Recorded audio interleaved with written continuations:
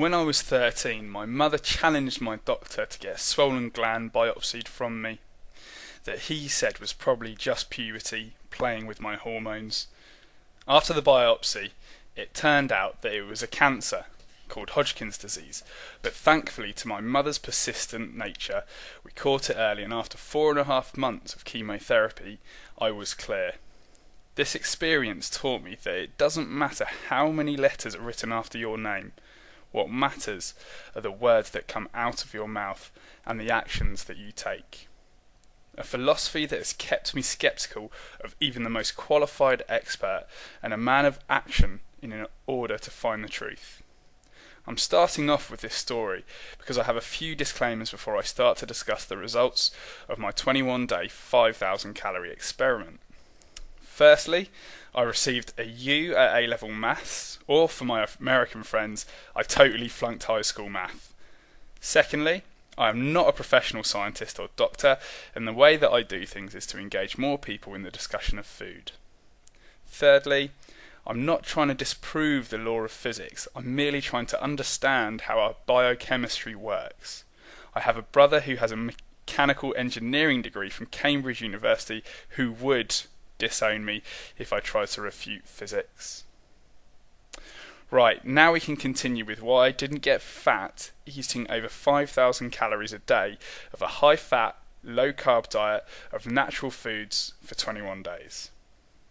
The age-old question asked by nutrition scientists and dieters alike is a calorie a calorie? If you ask this question to a physicist, the undoubted and correct answer would be a resounding yes, without hesitation, along with quoting part of the first law of thermodynamics. In an isolated system, energy can be neither created nor destroyed. And that would be the end of the discussion. The law of thermodynamics are 100% true and never need to be discussed again. However, when it comes to nutrition, there seems to be debate on this topic. Although a calorie is a calorie as the food sits on your plate, when it enters your body, it is introduced to a highly complex organism that has many biochemical processes that will use and dump the calories in your food in different ways. The notion that we are just a simple calorie formula adding and subtracting calories from a predetermined daily energy expenditure by nature is a fundamental flaw in how we perceive food and go about weight management. In a clear and concise statement, a calorie is a calorie, but the nutrients of the food and your individual biochemistry dictate how your body expresses those calories. I have always been a skeptic of the efficacy of calories use in how we interact with food, as I have always thought that I eat more than I burn, yet remain the same weight in waist measurement. With this in mind, I decided to take action on this challenging question by conducting a 21-day experiment where I ate 5,794 calories of a high-fat, low-carb diet of natural foods to see if I put on as much weight as the calorie formula says I should. If a calorie is just a calorie when it comes to eating food, over the 21 days I should have put on 7.3 kilos, ending up at 92.9 kilograms, from my starting weight of 85.6 kilograms. However, after a 56,654 calorie surplus over the 21 days, I ended up putting on 1.3 kilograms, ending up at 86.9 kilograms. A relatively large discrepancy, to say the least, to the tune of 6 kilograms. I also measured my waist, which started off at 79.5 centimetres, and I ended up at 3 centimetres less, at 76.5 centimetres. Not exactly congruent with the linear weight gain and waist increase the calorie formula says I should be. You may be asking yourself, why did you choose a high-fat diet and why didn't you get fat? Well, the simple answer is that dietary fat doesn't really make you fat, and in fact it is the least likely macronutrient to make you fat from overconsumption. If you ask any bodybuilder what macronutrient they manipulate in order to gain or lose weight, they'll tell you carbohydrates. During a bulking phase, a bodybuilder will have a higher percentage of carbohydrate in their diet, and during a cutting phase, they'll have a smaller percentage of carbohydrate in their diet. The reason for this is that when we store carbohydrates, we can approximately store 2,000 calories or 500 grams worth on the average person before it spills over into your fat stores. This biochemical trick of being able to store carbohydrates in the muscle and liver can be useful when we need quick, intense energy, along with being able to create fat from carbohydrate for the multitude of biochemical processes that we need fat for. Now, this might be news to some low-fat advocates, but a lot of the high carbohydrate diet you're eating actually becomes fat in your body, just like how a cow creates fatty milk from grass. The rest of the time, when we don't need quick, intense energy and we're just walking and sitting at our desk, we use our body fat stores for energy, along with a ton of other biochemical processes to keep us alive. But on the whole, we can mainly run our day-to-day lives on our body fat, or at least we used to. A person who weighs 80 kilograms and is 15% body fat, nearly what I am, stores approximately 108,000 calories of body fat. Again, this is a great biochemical trick and much larger storage capability for energy compared to carbohydrates, so that in hard times we can call upon this large energy store and survive for around 21 days until food is available again. This is where the problem lies in terms of overweight or obese people. In their current biochemical status, they have either limited ability or can't use the body fat they have stored for energy because of biochemical imbalances in their body.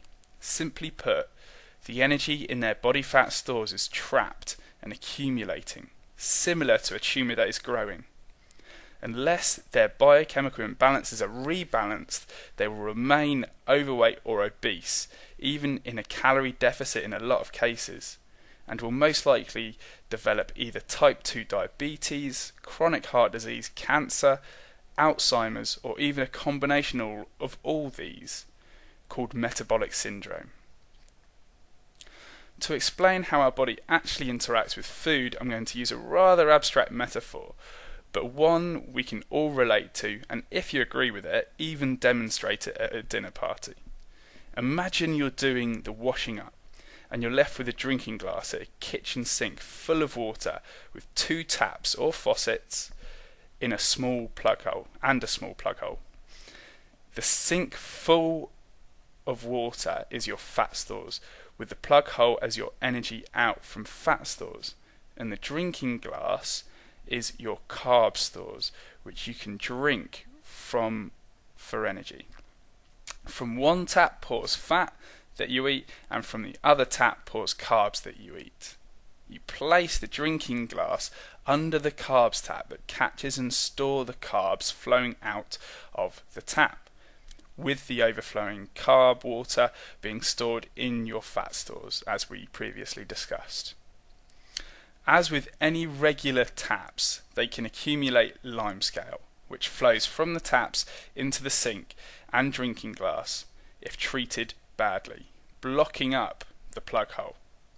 In this case, the limescale coming from the taps represents biochemical damage through eating highly processed or fake foods, whether that be refined and sugary carbohydrates or hydrogenated fat, which causes insulin resistance, leptin resistance, liver damage, and a multitude of other biochemical problems that contribute to people's bodies not working properly and developing the aforementioned diseases.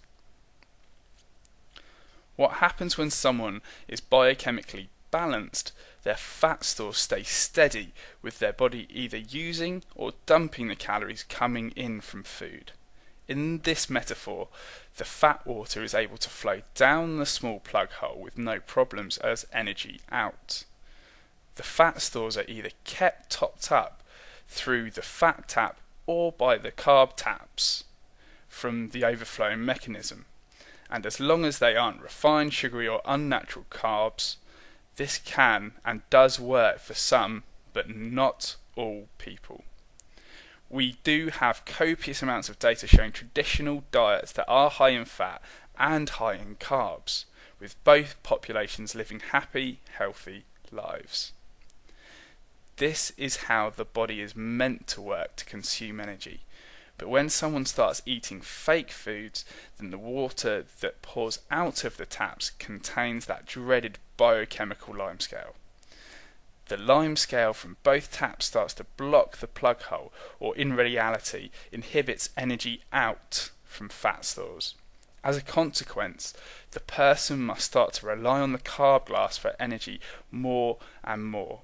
Over time, this now biochemically unbalanced person's energy out plug hole for their fat stores becomes completely blocked from the limescale, and they now solely rely on drinking from the carb glass for energy, having to fill it up at every given moment with refined, sugary and unnatural carbs to survive, which drives cravings.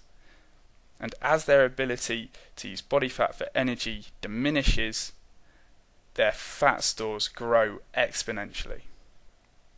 So, to answer your original question of why did you choose a high-fat diet and why didn't you get fat, using this metaphor as a basis for how our body interacts with food, I did not accumulate any biochemical limescale. The energy out from my body fat stores was not inhibited, so my body either used or dumped the calories coming in to keep me about the same size despite being in a 56,645 calorie surplus. The only way to stop accumulating biochemical limescale is to not eat fake foods, whether that be refined and sugary carbs or hydrogenated fat. Plus, the only way to get rid of the biochemical limescale that's stopping your body from using your body fat stores for energy is to eat real food, and the limescale will wash away.